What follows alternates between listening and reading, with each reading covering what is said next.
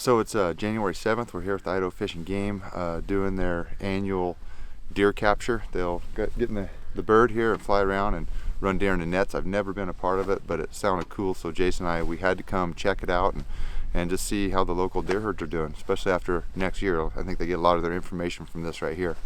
I don't know what's going on, so come along with us. It'll be cool.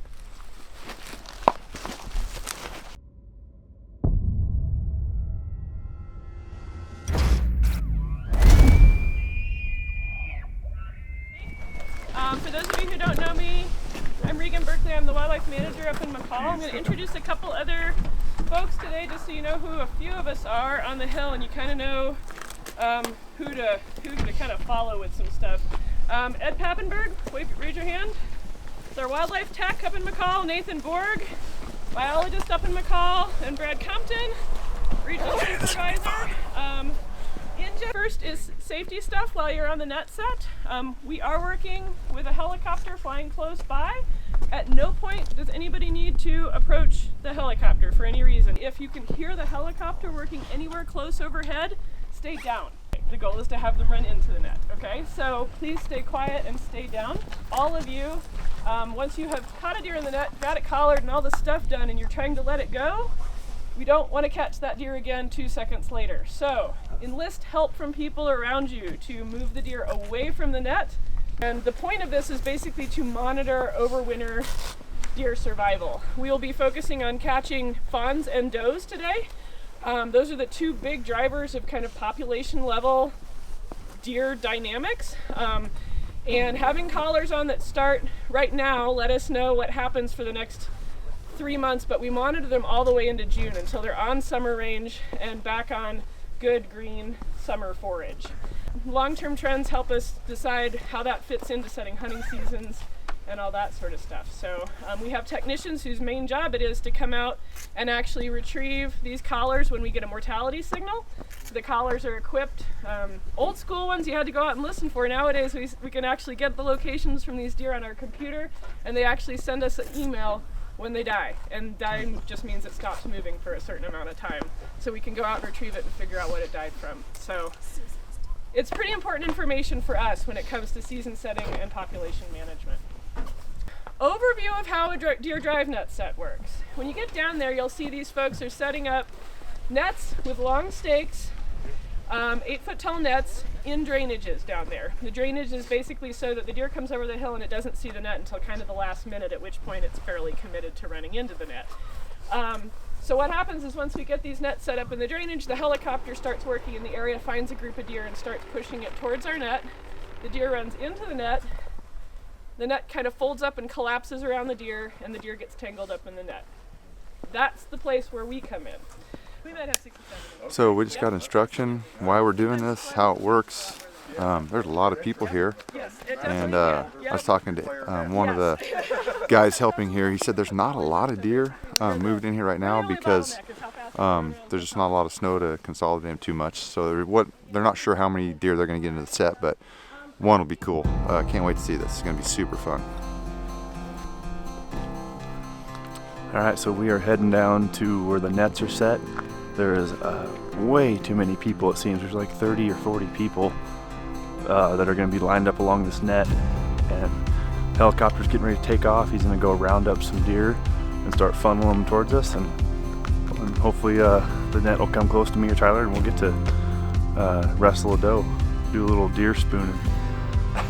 And hopefully not get whacked in the nuts or the head or the nose or something like that. Looking forward to it? Yeah, this will be cool. So I'll be filming Jason wrestle deer because I don't know if that's a little baby. I'll wrestle a little baby. Well, didn't a little baby beat your ass 2 years ago? That is true. I did get beat up by like a sub yearling. Pretty much beat me up hardcore. So, but yeah, you didn't have the aid of the net though. This is true. I did not have a net. So I don't really know what's going on exactly, but I can deduct they're putting nets up in a couple different drainages that come down. The copter's going to run them through either one of these cuts through that little saddle through this drainage and run them into nets. Looks like we kind of just funneling this little draw comes from two funnels of two little draws, and that's a lot of funnels and draws I just said. Ultimately I think Deer are gonna come running from there and running from there, and they're gonna come into there and get trapped. And people are gonna jump on them. So, I don't know how much of a rodeo it's gonna be, but it's gonna be cool to watch.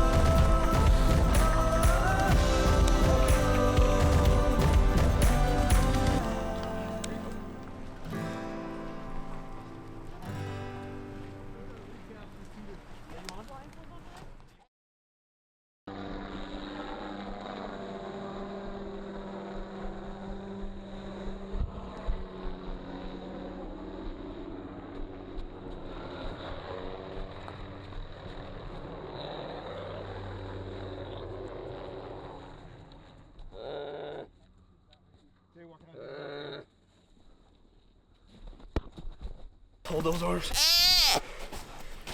Now hold them right here. Now you don't want to. Oh, we got a little buck. Okay. So wait, let's. Yeah,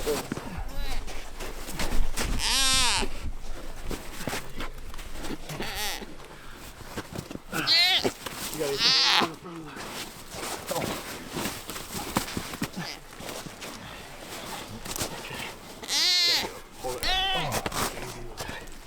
You're driving that.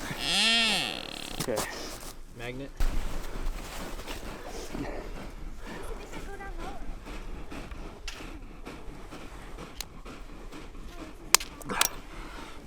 It's not your ear. Yeah, so what we did was we tracked the GMU, the general management unit, just where the deer was at, where it was located, general area, and we don't have to really put drainages or anything like that because they know where we're at. I took a chest girth.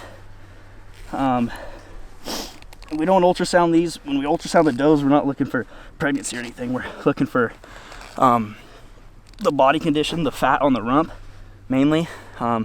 Took length of the hind leg. You get a lot of variable size and weight in these fawns, anywhere from 50 to 90 pounds. This guy looks pretty big. Put the collar on. I do with him enough room to grow. But yeah, after 6 to 8 months, it'll fall off. These collars are GPS collars. So if the deer don't move for long enough, it'll transmit a mortality signal. It says the animal's dead and we need to go retrieve our collar. So.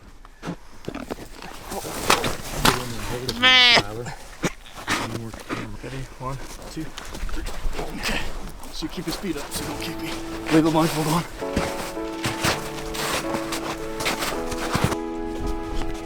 Hey!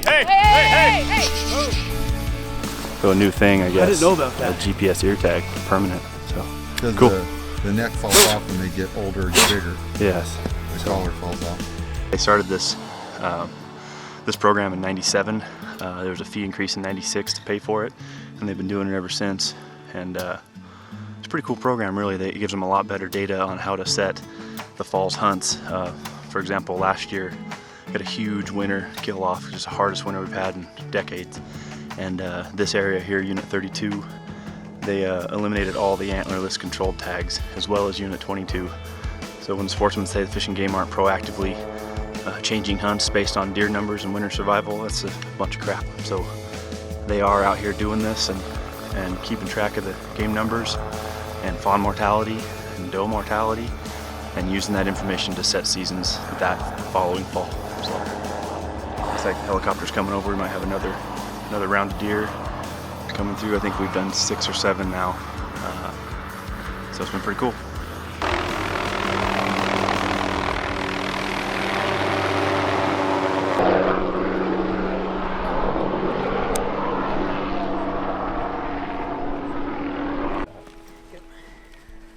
feel a little pinch.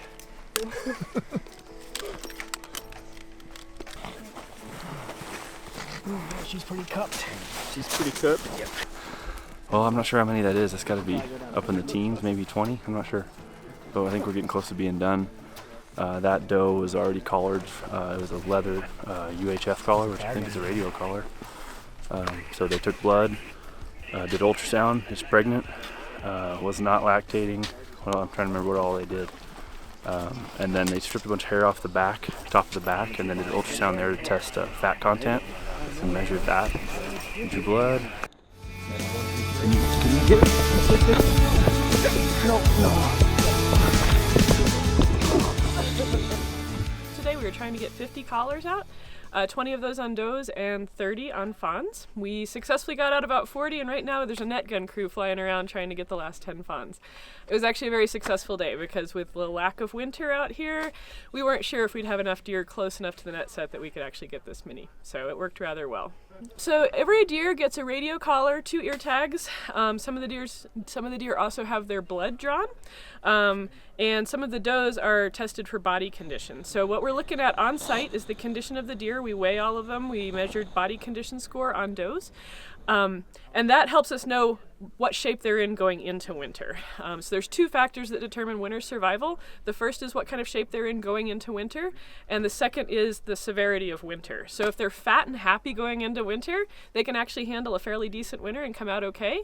If they're skinny, and especially if the winter is bad, they tend not to. And that's kind of what we saw last winter, is we actually had deer going into winter a little bit skinny, and then the winter was kind of a doozy. And so what we ended up with was really high fawn mortality and relatively high doe mortality.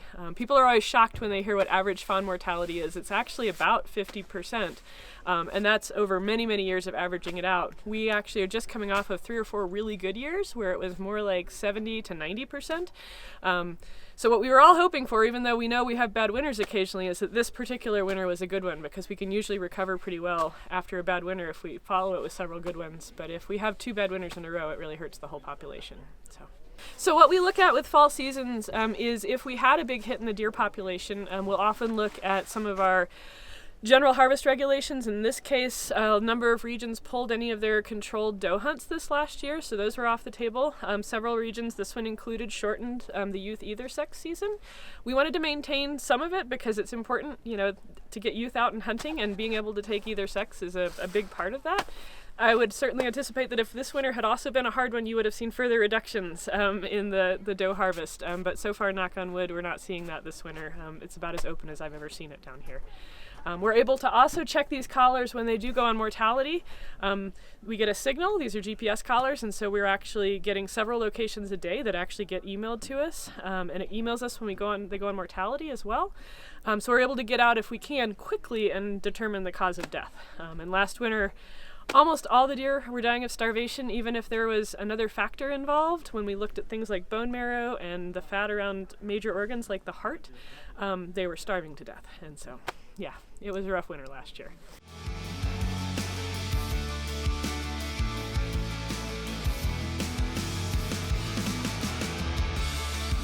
Volunteers first. Oh, no. The real help.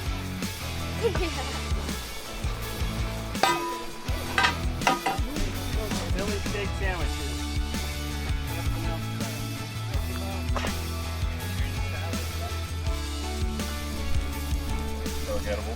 Yes, I think this is awesome.